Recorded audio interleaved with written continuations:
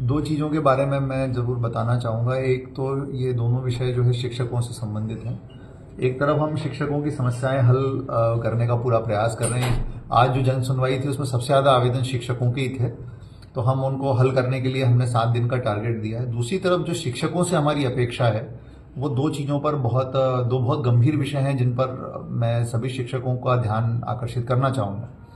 पहला है कि जो किसी और व्यक्ति को किराए पर, या जिसको कहा जाता है लोकप्रिय भाषा में किराए पर रख करके, या किसी और व्यक्ति को जो है शिक्षक के रूप में कार्य कराना, डमी शिक्षक के रूप में, और खुद शिक्षा देने का कार्य नहीं करना। इस तरह के केसेस को हम बहुत ज़्यादा गंभीरता से लेने वाले हैं और इस तरह के केसेस में एफआईआर दर्ज करने की कार्रवाई होगी। इस तरह के केसेस में जिन लोगों ने इसकी मॉनिटरिंग नहीं की है उनके वेतन से पैसा वसूली करने की कार्रवाई होगी। इस तरह के केसेस यदि सामने आते हैं और जांच में साबित होते हैं तो हम संबंधित शिक्षक को नौकरी से बर्खास्त करने की अनुशंसा करने की कार्रवाई करेंगे। तो मैं ये बताना चाहता हूँ सभी को कि ये बहुत ही गंभीर मसला है। यदि कहीं से भी मेरे पास ऐसी शिकायत आई, और दमोह हेल्पलाइन को हमने इसके लिए एक्टिवेट किया हुआ है, दमोह हेल्पलाइन पर शिकायत की जा सकती है इसके बारे में कि कोई व्यक्ति किसी और डमी शिक्षक के माध्यम से शिक्षा दिलवा रहा है, तो हम बहुत कड़ी कार्रवाई करेंगे ऐसे मसलों में। तो कोई भी व्यक्ति इस तरह की हिम्मत बिल्कुल ना करे, इस तरह का काम बिल्कुल ना करे। और ये एक आपराधिक विषय भी है, ये 420 है कि हम जो है अपनी जगह किसी और को भेज रहे हैं, और ये शासकीय धन का गबन भी है कि हमारे को सैलरी मान लो 50,000 रुपये मिलती है, हम दूसरे व्यक्ति को 10,000 रुपये दे रहे हैं और उससे पढ़ाई करवा रहे हैं। तो इसका मतलब ये है कि हमने, सरकार जो हमको वेतन दे रही है उसके बराबर हम काम बिल्कुल नहीं कर रहे। तो ये शासकीय धन का गबन भी है। और इसके साथ साथ मैं उन लोगों को भी चेताना चाहता हूं कि जो लोग इस तरह का काम करने के लिए राजी हो जाते हैं, जो व्यक्ति उनकी जगह पढ़ा रहे हैं वो भी इसमें, इस अपराध के पूरे भागीदार होंगे और उनके खिलाफ भी कार्रवाई हम लोग करेंगे।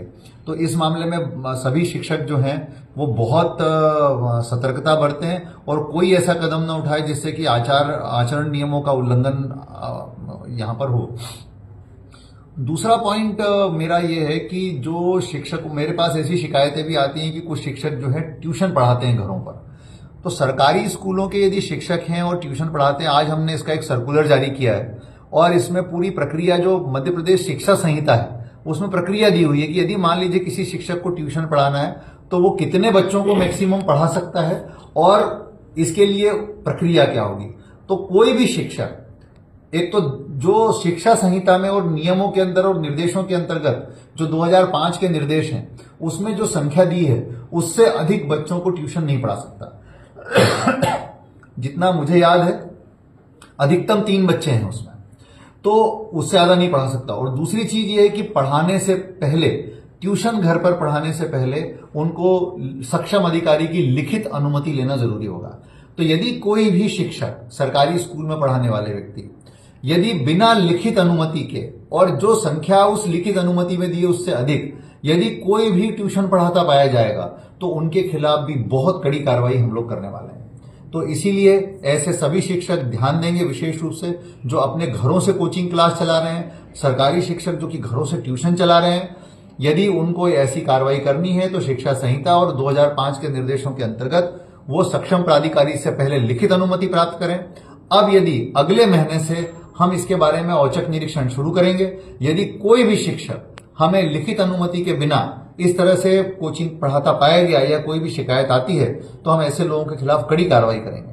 और इसके लिए भी हमने दमोह हेल्पलाइन का नंबर खोल दिया है। मैं रिक्वेस्ट करूंगा जनता से कि यदि ऐसा कोई केस आपको मिलता है 1 दिसंबर या उसके बाद से, तो हमको दमोह हेल्पलाइन पर बताएं। दोनों तरह की चीजों में, यदि मान लीजिए कोई डमी शिक्षक पढ़ा रहा है, किराए का शिक्षक, किराए से लेकर के शिक्षक पढ़ाया जा रहा है बच्चों को, या फिर कोई शिक्षक लगातार गायब है स्कूल से, या फिर जो है कोई सरकारी शिक्षक जो है ट्यूशन पढ़ा रहा है बच्चों को बिना अनुमति के, तो ऐसी चीजों को आप दमोह हेल्पलाइन के माध्यम से बताएं, हम इन पर कड़ी कार्रवाई करेंगे।